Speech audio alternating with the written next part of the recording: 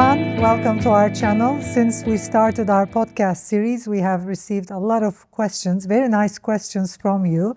And our team prepared a questionnaire, a series of questions, an interview with me.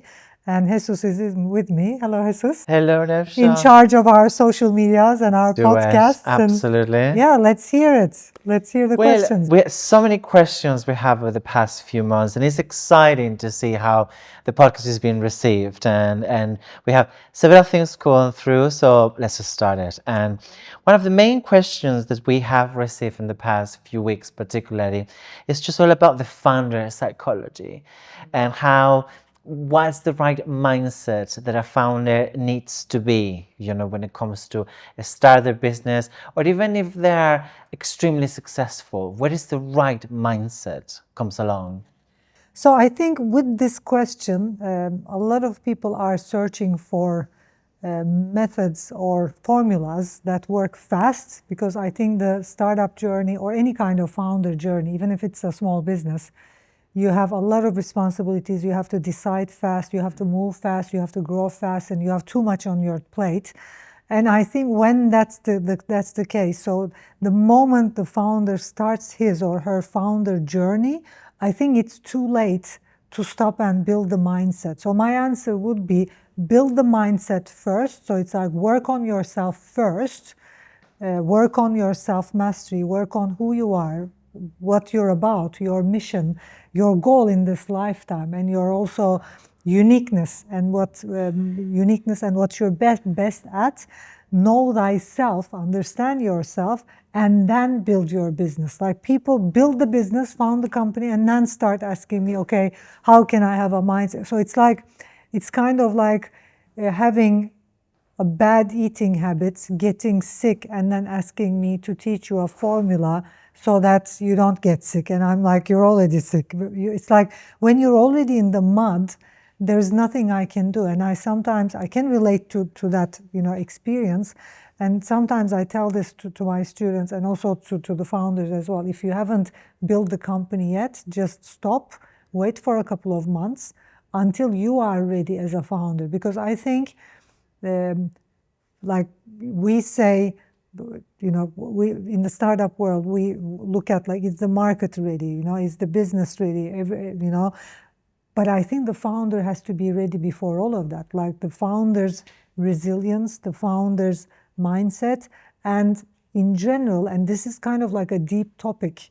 It's not like a one thing or one day thing where I can teach you a method and, when you're in the mud, you use some methods to, be in a mindset. Yeah. It's like you have to have the first building blocks of like self-mastery. You have to have some depth. When we look at successful founders, and that's kind of like our strategy as the Nevşah, when we invest directly in companies, because Nevşah and myself invest as an LP, as an angel investor. I myself as an angel investor and LP, and Nevşah as an angel investor and LP as well. We co-invest and invest together. When we invest to the companies, to the startups, we would like to invest to founders who are already masters. What I mean is who are already resourceful, in their being and in their way of thinking, and who are already wealthy. Because when an individual is wealthy in herself, in himself, then that gets reflected to the business. And people think the business, it's kind of like if you have a great idea and if you build a great business plan, if you do, things the right way, you succeed. No, the founder is everything, especially in startup and also in the entrepreneurship. The founder is everything. It's like everything for the company, especially when you're building from scratch. When we're speaking about startups, and also even in small businesses, when we're thinking about and talking about entrepreneurship, right from the start, it all depends on your wealth. So what that means is how much resourceful you are in finding answers to the existing problems and finding solutions to the existing problems, and how resilient you are. Like, are you gonna crack in the first big problem, or are you gonna be, able to continue? So I think It's kind of like, sometimes I think it as, you know, these TV series, Survivor TV series. And I had a couple of friends who are getting ready to Survivor. They start a year, 2 years before they go to Survivor. They train every day, they exercise every day. And also when you look at men who go on the moon or men who go on space, they train a lifetime. Like they train for 10 years just to go up into space and spend a couple of minutes or a couple of hours there. It's like they train a lifetime. So it's like you have to train before founding the business. It's like if you want to succeed, if you want to be a successful founder, understand that it is all about your resilience. It is all about your mindset. But you know, working on your mindset during the business, and it's like after you built the business, it's just too late. You know, you had to do it before. Like you just, you know, just like getting ready for Survivor, because startup or building a company is getting ready for Survivor. It's like you need to be in the right mindset a year before you even built the company. It's even, you know, don't even start doing research on the market, or don't even start doing a business plan. First, look at where you are and where you are on a deeper level, like as a human being. Where are you in your life? It's like, will you be able to, it's like if I hit you 100 times in the stomach, will it hurt or will it not hurt? Like, are you ready to get punched? And are you ready, like, and that's the survivor mentality. It's like they get so ready, you know, muscle up and train, and they're like, because they know they're gonna starve and it's gonna be hard and it's gonna be hot and all that, and they get ready. So it's like, that in itself is the most important thing. If a founder does that, even before building the business idea, the business, anything, like ask themselves, how do I get ready for this challenge? Because if it's a startup, it's going to be extra challenging for the next 5 to 6 years, and it's going to crack you open. And it's like I see founders who had great ideas, who built great businesses, but because they weren't ready,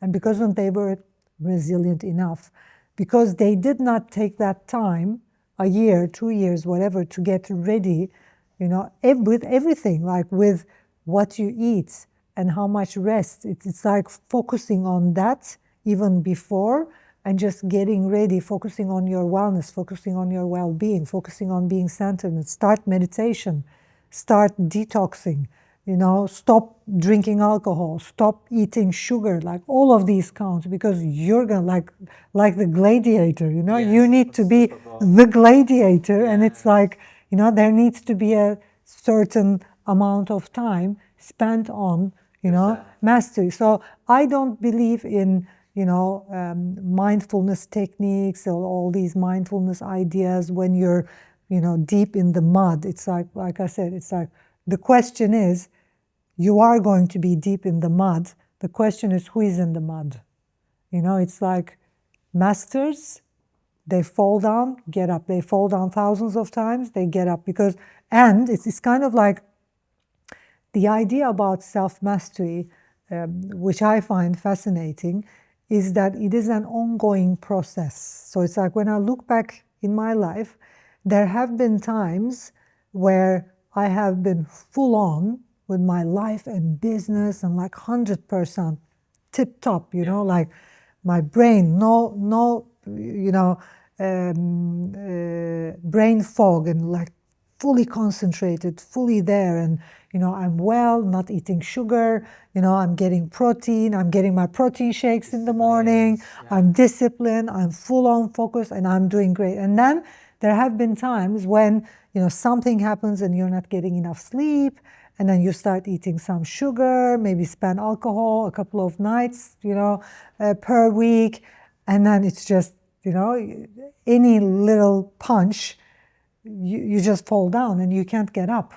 So it's kind of like understanding that having the mindset or being a master or continuing and discipline is a path, and it's your everyday responsibility. You know, it's kind of like this: you get up every day and you commit yourself to mastery, and then you do the things over and over and over again, and you get ready, as if you're getting ready for your wedding day, as if you're getting ready to go to space, as if you're getting ready for the survivor. And then you keep doing those during the process as well, when you're in the mud. Yes. So I would also like to emphasize the importance of telling ourselves that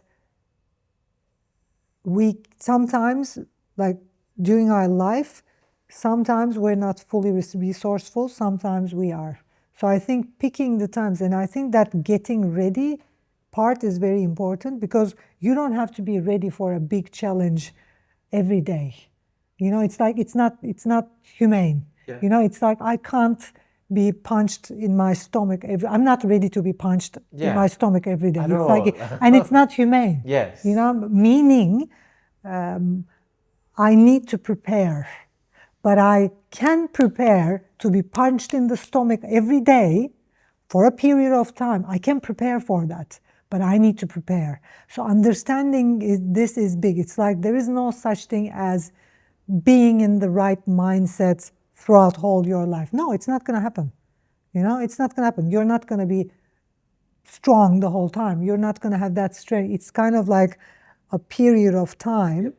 And we have to understand that the startup journey and also entrepreneurship, if you're building a startup company, a real startup company that's going to grow fast and that's going to, you know, bring investors, opportunities, bring investors more than they have invested, then it's a huge responsibility.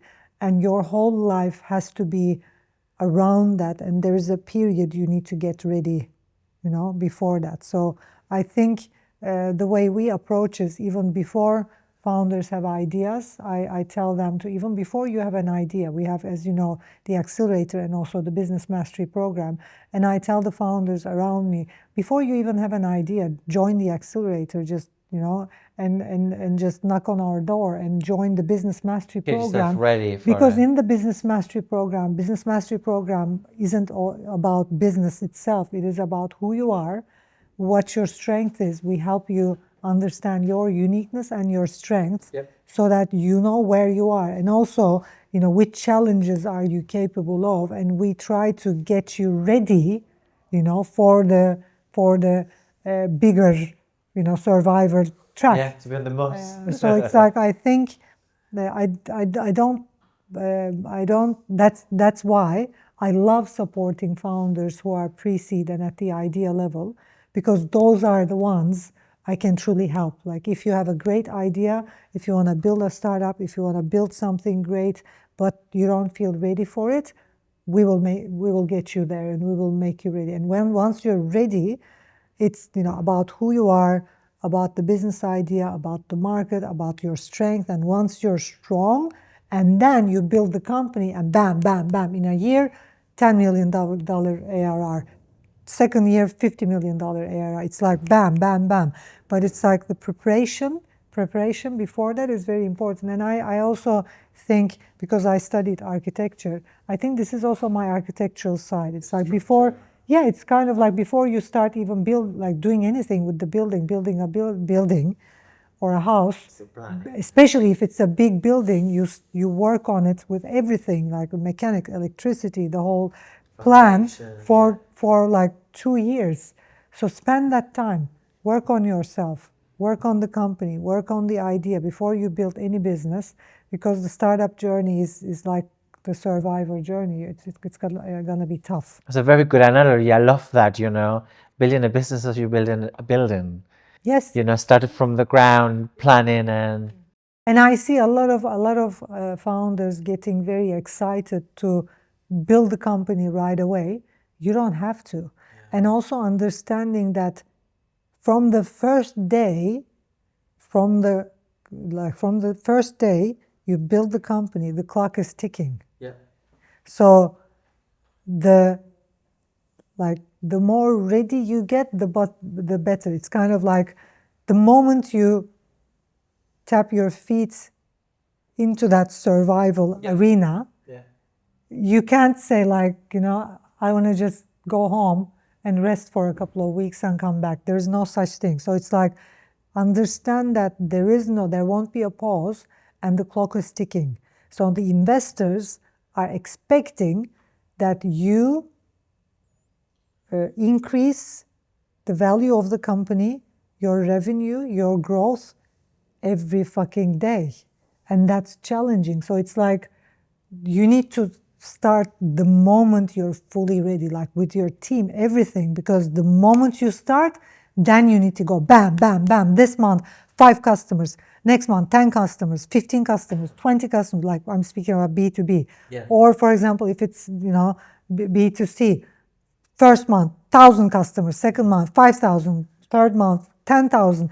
It's like, then it's like we see that curve and you get the investment. So it's like, and that's why I keep on emphasizing the importance of first be ready. Don't wait.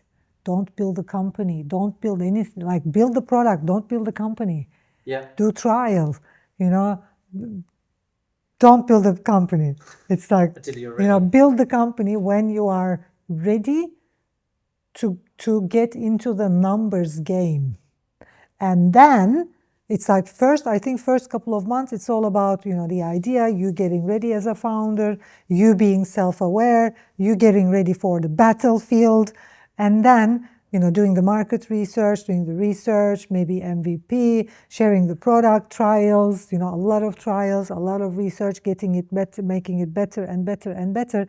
And that is going to need some resources. Like in today's world, if you don't have, a couple of 100,000, don't start, or you have to get a credit or whatever. Like, wait until you are ready, and when you're ready, when you know that you have a product, it works, and when you know that you are resilient and you're ready, then start the company. And the moment you start the company, know your numbers and track your numbers, because it's a numbers game. And understand that it's a numbers game. Understand that investors are expecting basic increase in your numbers. That's it. Like it's just so basic. The whole startup game is, how do you keep on increasing your numbers? How do you keep on increasing your revenue day to day? How do you keep on increasing your customers day to day, your influence day to day, ARR year to year? So it's kind of like, know your numbers and focus on the numbers, do nothing else. And with that being said, I strongly believe that in the company, one individual, specifically one of the founders, has to be on top of the numbers, 7 days a week, 24 hours a day, sleeping with the numbers, waking up with the numbers. One of them has to be responsible of the product, like getting the product as perfect as they can, and working with the customer service, whoever they are, and getting feedback, and and recreating, getting the product better and better, like full time, 7 days a week, 24 hours a day, getting feedback, renewing the product, getting new feedback, renewing the product. And the third, I believe in at least 3, and the third should be responsible for the investor relationships. 7 days a week, 24 hours a day. He shouldn't or she shouldn't do anything but just meet with VCs, meet with angels, and speak with them, get their ideas, speak with people like me, have mentors. It's like, that's a different world. And you need one individual who has great relationships, because what founders tend to do is they try building relationships with investors or even VCs. They try to build relationships when they're raising, and then it's kind of like it feels needy, and we don't trust. But when you're building the fund, or when you're building the company, we meet, and you share your ideas. And when I'm there while you're building the fund or building the company as an investor, and I keep on, like, we keep on communicating, and you keep on asking questions, and I keep on mentoring. I know the business I'm in. So it's kind of like the whole idea with the investors is, how do you get the investor in the company? You know, it's like mentally in and energetically in, you know, like interested. And sometimes some of my VC friends say, like, I hear, for example, 10 pitches every day, because VCs hear 10 pitches every day. Yep. And then he said something very interesting, because then I connected with it as an LP with VCs and also as an angel investor. He said, when I go to bed, if one of them or two, if I still remember one or two of them, then I decide to communicate with the company the other day. Because great businesses and great founders are recognizable and unforgettable. It's to be memorable, Like memorable, and you know, people with great charisma and people who are masters. Yeah. It's like you don't forget them. It's like you see them and then you keep on thinking about them. You find yourself thinking about them. Yeah. You find yourself thinking about their idea because it's brilliant. You know, brilliance is something that is just out there. So I like the idea of, you know, and that's the same with me. Like, I decide, of course, very much important as an LP to, you know, go into the data room and check and everything, but I decide with that analogy. Like when I meet the fund manager, I often tend to know, like, you know, they're like even, and it's like I didn't have, because personally I decided to invest in a VC. I'm not going to name the VC, but we've been in connection with the VC for, you know, a long time now, and he definitely earned my trust, and we became friends in a way. And his approach, and like, it's like, you know, I would love to invest in this VC, but I just somehow, we had other investments, because I also invest in real estate and I had other commitments, and you know, I didn't have a chance to invest. But then I invested in one of the SPVs. And now I'm still, you know, looking forward to the moment we have the funds, looking forward to invest. So it's like, it sticks, you know, great VCs and funds who know what they're doing, they just stick, you know. It's like, and I even told him, like, the moment we have the funds, you are the first VC we're investing in, because you're like, you stick, you know. So it's like same with startups. It's like brilliant ideas stick, and then not so brilliant ideas, you know, or not so brilliant founders, it's tough. So be a brilliant founder, do something brilliant. And for you to do something brilliant as a founder, for any founder to do something brilliant, I think they have to know themselves first, know their capabilities, and what they're after, because we are humans and we are in search of meaning. So at the end of the day, you're searching your meaning, and that's kind of like the difference between people who are successful and unsuccessful. Because if you know the mean, what you're searching for, your mean, what you're after, then you live your life inspired and you become unstoppable. But actually, it's tough. That's something that I wanted to touch base, and it is what separates two founders that are resilient, that those that burn out. And I guess, is that what you're saying, isn't it? They didn't get ready. They weren't ready. It was like in relationships. I sometimes also see it as relation. You know, there is a saying called right person, wrong time, wrong person, right time. Yeah. Exactly. It's like, why right person, wrong time? Because you weren't ready. It's like, because you were a mess. It's like, you know, when you look back, why do you say right person, wrong time? Because you weren't ready. It's the same thing. It can be right business, wrong time. You weren't ready. And it's like, that's why I tell founders, get ready, stop before, like, do not get excited. It's like, if it's meant to happen, if it's your thing, it's going to happen. It's like, what's the whole rush, you know, in building company?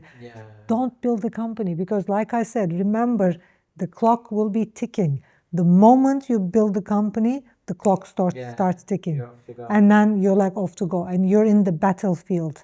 And there is no rest. It's like, you know, and imagine, just like in the battlefield, in the arena, you know, in gladiator arena, or in Survivor, millions of people watching. Imagine investors are watching, they're on top of you, and they're expecting numbers. They're expecting growth in the company every day, every hour. So that's the arena you are in. And getting ready is the main thing. So you might have a great idea, but if you're not ready, don't start, because if you're not ready, you're going to fail. And you're going to regret it. One of the things that everybody asks on the questions is a lot of chat, about emotional intelligence and about being, again, ready to handle those things. Even if you are ready, I believe there is a big challenge, isn't it, to handle the battleground, as you said. And I think if you're ready, it's not, no. I mean, why do people get ready to survival? So that they can handle the challenge. They start challenge themselves more. Yeah. Why do astronauts, when they go to space, do not do any mistake that can, kill them? Because they trained for 10 years, 15 years, 20 years, whatever. So it's like, if you get ready, that's what I mean. Like when you look at individuals who fall down and get up 1,000 times, they are the ones who were ready. When you look at the ones who crash, they can't get up, who like, they didn't get ready. They didn't build resilience. They didn't do the work. They didn't do it. They didn't use any self-mastery method. It's like today, it's like, I'm not saying this because I'm a self-mastery teacher, but in general, today, with all of these methods and tools like meditation, breath work, mind work, transformational work, coaching, if you haven't done any of these, and if you're just raw with your own raw life experience, you're not very different than AI. It's like you're not a founder. Yeah. To be a founder, you have to be, in today's world, masterful. And only masters will succeed at the end of the day. And now it's getting more and more clear that self-mastery is the most important thing in entrepreneurship, because then you're not triggered, even though you get into this, in the battlefield, you get punched and you have emotional challenge, you just keep on going. It's like, and you can have stuff in your life, like I have stuff happening in my personal life, business life, every week. Yeah.